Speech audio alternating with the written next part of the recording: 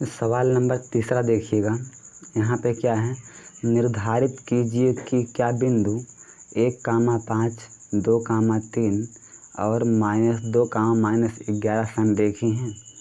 आपको बताना जो तीनों बिंदु हैं ये संरेखी हैं या फिर नहीं। चलिए यहाँ पे हम पहले बिंदु नोट कर लेते हैं। तो यहाँ सवाल नंबर 3 है। आपको 3 बिंदु दिए गए हैं और क्या है, 1,5 है, फिर क्या है 2,3 है और -2, -11 है। तो पूछा है क्या ये बिंदु संरेखी हैं। तो चलिए यहाँ पे हल कर लेते हैं। माना ए कितना है आपका 1,5 और बिंदु बी है यहाँ पे 2,3 वा है ना, वा सी कितना है -2, -11 है। अब थोड़ा ध्यान दीजिएगा आप लोग यहाँ पे। तो ना अगर जैसे देखिए कोई बिंदु संरेखी कब होती है, जब तीनों बिंदु एक ही में होते हैं। ठीक, तो यहाँ पे देखिए मान लीजिए यहाँ पर कोई ऐसे एक रेखा है। ठीक, यहाँ पे ए है और यहाँ पे बी है, यहाँ पे सी है। ए के पॉइंट क्या है ना, कोई भी संरेखी तब होती हैं जब ना कुल दूरी कितना है, कुल दूरी है ए सी, जो ए सी होना वो बराबर हो A B plus B C. ठीक, यानी 3 बिंदुएं संरेख मतलब क्या होता है, एक ही रेखा में स्थित। संरेख का मतलब होता है एक ही रेखा में स्थित 3 बिंदु।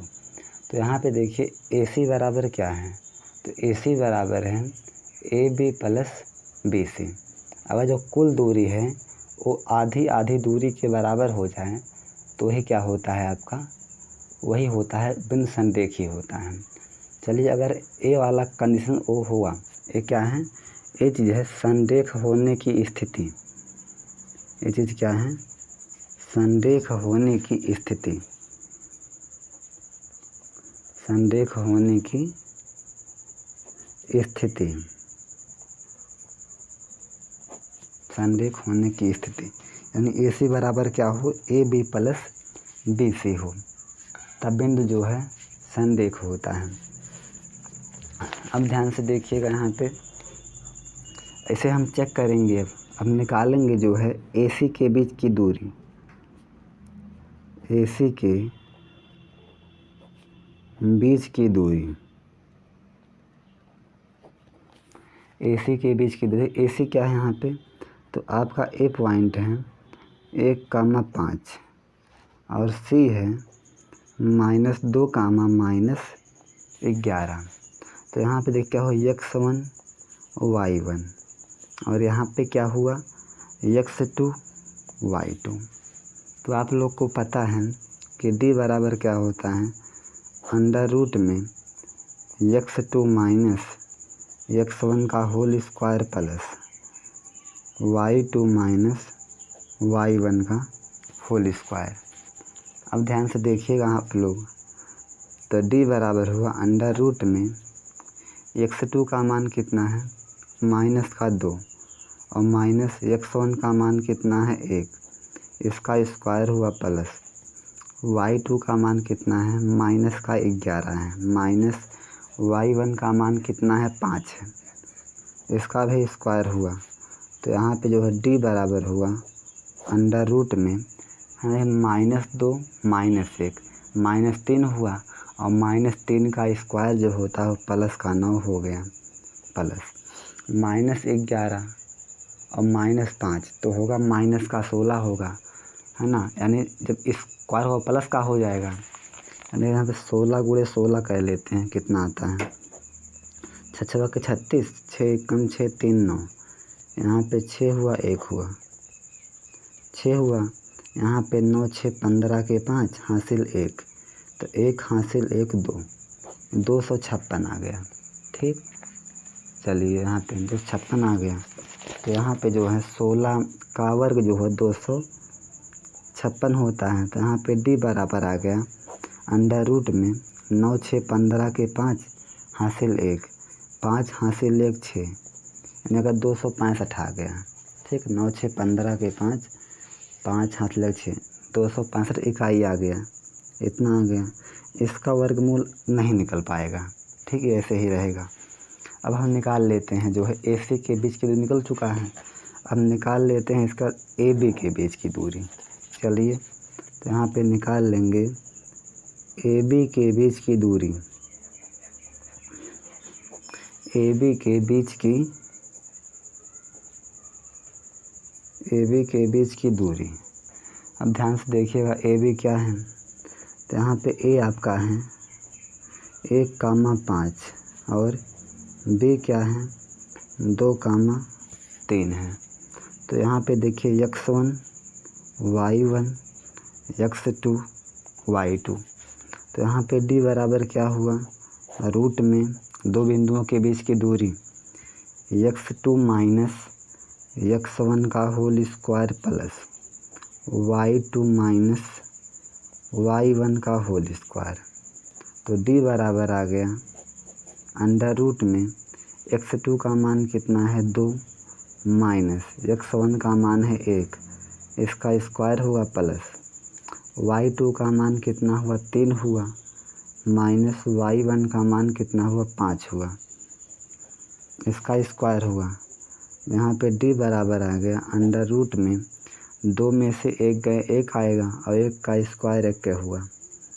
ठीक, प्लस यहाँ पे 3 है और -5। ठीक, बड़े पे माइनस है तो चिन्ह माइनस का आएगा। 5 में 3 गए 2 आ गया और इसका स्क्वायर हुआ।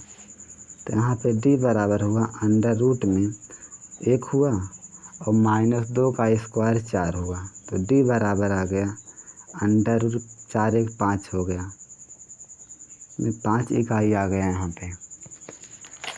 अब हम निकालेंगे यहाँ पे ना AB का नल BC के बीच की दूरी है ना। हम निकाल लेते हैं यहाँ पे BC के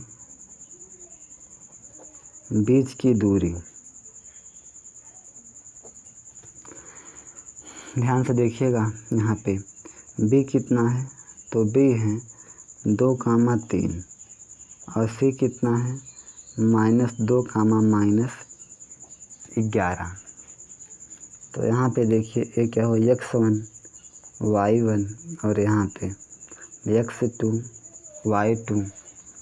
तो D बराबर हुआ अंडर रूट में x2 माइनस x1 का whole square plus y2 minus y1 का होल स्क्वायर। तो यहाँ पे D बराबर हुआ अंडर रूट में x2 का मान कितना हुआ -2 हुआ, माइनस x1 का मान कितना हुआ 2, इसका स्क्वायर हुआ प्लस y2 का मान कितना है -11 है, माइनस y1 का मान है 3। तो D बराबर आ गया -2 -2 तो -4 हो गया और -4 का स्क्वायर हो गया 16। अगर माइनस का स्क्वायर प्लस से होता है ना। तो -4 का प्लस का 16 हो गया प्लस -11 -3 माइनस का 14 होगा और -14 का स्क्वायर जो होता है वो कितना होता है, कर लेते हैं 14 गुणे 14 कर लेते हैं। 4 चौक 16, 4 1 कम 4 1 5, 1 बच्चे 5 1 कम 1। तो यहाँ पे 4 चौक 16, 4 यहाँ पे 4 1 कम, हाँ 4 हुआ यहाँ पे। तो 6 5 4 9 196 होगा। ठीक, तो -14 का स्क्वायर प्लस का 196 हुआ। अब यहाँ पे 196 और प्लस में 16, 6 6 12 के 2 हासिल 1, 9 1 10 हासिल 1 11, 1 हासिल 1 2, यानी आ गया वर्गमूल में यहाँ पे D बराबर आ गया 212। ठीक, अंडर रूट में 212 का वर्गमूल जो है ये पूरा नहीं निकल पाएगा। तो चलिए निकालने का थोड़ा प्रयास करते हैं, निकल पाए। 212 गुणनखंड कर लेते हैं। यहाँ पे 2 एकम 2, ठीक, फिर जाएगा 2 अंकों में तो 0 बढ़ा और 2 छक 12, फिर देखिए 2 पच्चे 10 और 2 तीन 6 और 53 एकम 53, 2 का बन गया तो 2 बाहर आ जाएगा, यहाँ पे 53 फंस जाएगा, ठीक। तो इसका बन गया, है ना। यहाँ पे देखिएगा इसका क्या बन गया, तो d बराबर आ गया अंडर रूट में 2 गुणे 2 गुणे 53, है ना। 2 का जोड़ा बन गया, 2 बाहर आ जाएगा तो यहाँ पे वह d बराबर हुआ 2 अंडर रूट में 53 इकाई। ए d का मान आ गया। अब ध्यान से देखिएगा आप लोग, तो यहाँ है ना, अब देखिए यहाँ ए सी बराबर क्या होता है, A B plus B C, इस संरेख होने की स्थिति होती है। यहाँ पे देखिए ए सी का मान कितना है, तो यहाँ पे देखिए ए सी का मान है ना, ए सी का मान है 265 अंडर रूट में, तो ए सी का मान है 265 है, बराबर ए बी का मान कितना है, तो यहाँ पे देखिए जो ए बी के बीच की दूरी है वो अंडर रूट 5 है, तो यहाँ पे रूट 5 हुआ, प्लस बी सी कितना हुआ, है ना, बी सी हो गया आपका 2 अंडर रूट 53, तो 2 रूट 53,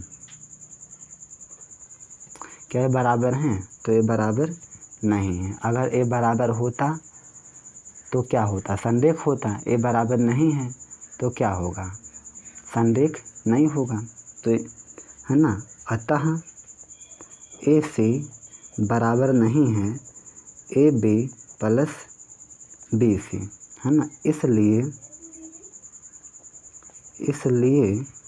दिए गए बिंदु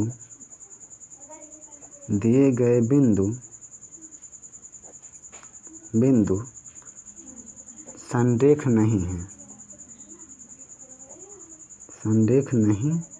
है। तो फिर से देख लीजिए, यहाँ पे यही पूरा है, पहले ए सी का निकाले हैं, फिर ए बी का निकालने हैं, फिर जो है बी सी का निकाले हैं, फिर इसमें रख दिए हैं, अब संरेख नहीं है।